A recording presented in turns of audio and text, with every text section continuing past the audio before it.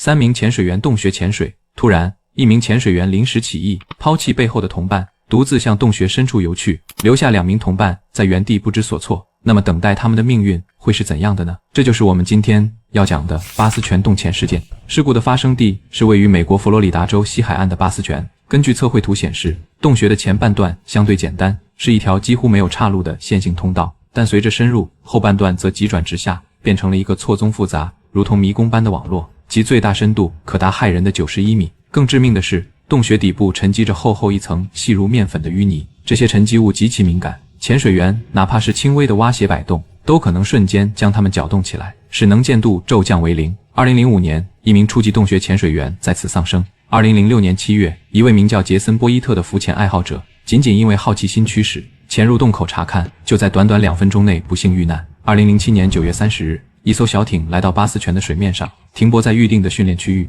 船上是3个人：40岁的潜水教练詹姆斯·弗朗西斯·卡明斯，以及他的2位学员：37岁的哈罗德·阿诺德和26岁的唐纳德·阿尔布里顿。其中，唐纳德和哈罗德此行的目的是为了在詹姆斯的指导下完成高级开放水域潜水员的认证训练，这是一个比初级认证更高一级的休闲潜水证书。当天的训练按部就班地进行着，按照原定计划，整个训练过程大约持续2小时，因此他们携带的气瓶容量也仅够满足这个时长的需求。1个小时后，水下训练过半，学员们正在熟悉和练习各项技能。就在此时，詹姆斯带领他们不经意间游到了巴斯泉洞穴的入口附近。就在上个月，詹姆斯曾独自一人进入过这个洞穴进行探索，或许是因为那一次的经历太过顺利，让他产生了一种致命的错觉。他感觉这个洞没什么大不了的，于是他临时起意，一个足以改写3人生命的决定就此诞生。他要带着这2名毫无洞穴潜水经验的学员进去体验。作为一个教练，詹姆斯的职责本应是安全和教育，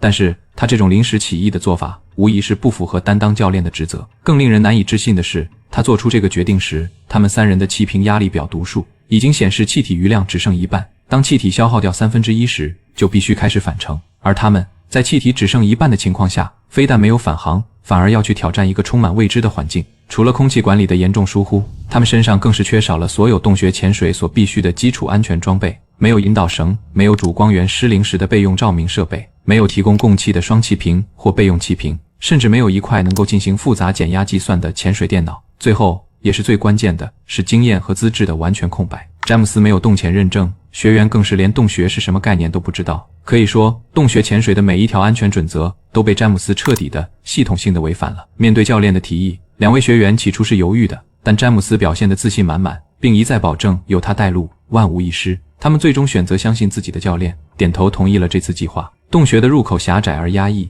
随着深度的增加，强大的水压开始挤压他们的身体，让他们感到呼吸困难。这是他们从未体验过的幽闭环境，但他们唯一的慰藉就是前方教练的头灯，他们别无选择，只能紧紧跟随。很快，他们来到了第1个限制区，一处极其狭窄的岩缝，只能允许1人侧身勉强通过。詹姆斯率先钻了过去，学员紧随其后。当他们从岩缝中出来，眼前的景象让他们更加恐惧。通道依旧狭窄，而詹姆斯在前方游动时，终于搅动了洞底沉睡已久的淤泥，浑浊的泥浆瞬间弥漫开来，能见度急剧下降，原本还能看清的岩壁轮廓消失了，他们彻底失去了方向感，只能凭借最后一点视觉残留，盲目地追逐着前方那团越来越模糊的光晕。就在这时，前面的那团光晕停了下来，詹姆斯回头对着2名学员打出了原地等待的手势，然后他独自消失在了黑暗的尽头。2名学员当场就傻眼了，这是什么意思？为什么要让他们停在这里？这一刻，我们无法确切知道詹姆斯当时的想法，或许是前方有他想看的景物，或许他想去探探路再回来，甚至有推测认为，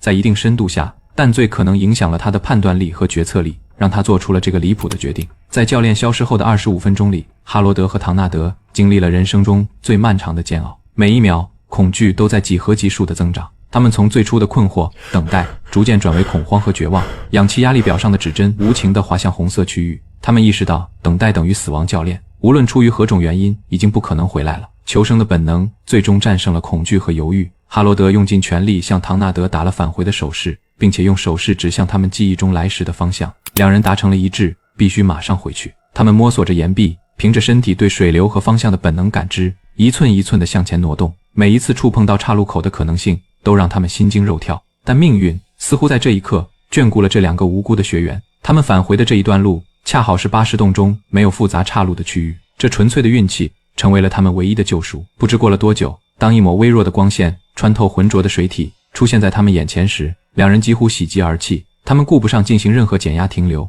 拼尽最后一口气冲出了洞口，浮上水面。减压病带来的关节疼痛立刻袭来，但与重获新生的喜悦相比，这点疼痛已无足轻重。回到船上，他们没有发现詹姆斯的身影。出于一丝担忧和责任感，他们又返回洞口，在水面等待了十几分钟。然而，除了不断涌出的气泡，再无任何动静。直到这时，他们才终于意识到，情况已经发展到了最坏的地步。两人立刻返回船上，用通讯设备报了警。救援行动迅速展开。由于天色已晚，且专业的洞穴潜水搜救人员需要时间集结，当晚的搜救队只能在洞口附近进行初步搜索，结果一无所获。第二天，也就是10月1日早上9点左右，装备精良的专业洞穴潜水员抵达了现场。他们是有着丰富经验的专家，深知这个洞穴的危险。他们沿着潜水路线进入洞穴，仅仅用了不到1个小时，就在水下大约30米深处的一个狭窄通道里发现了失踪的詹姆斯。他早已死去多时，他的身体被卡在那个狭窄的通道内，无法判断是在生前挣扎时被困住，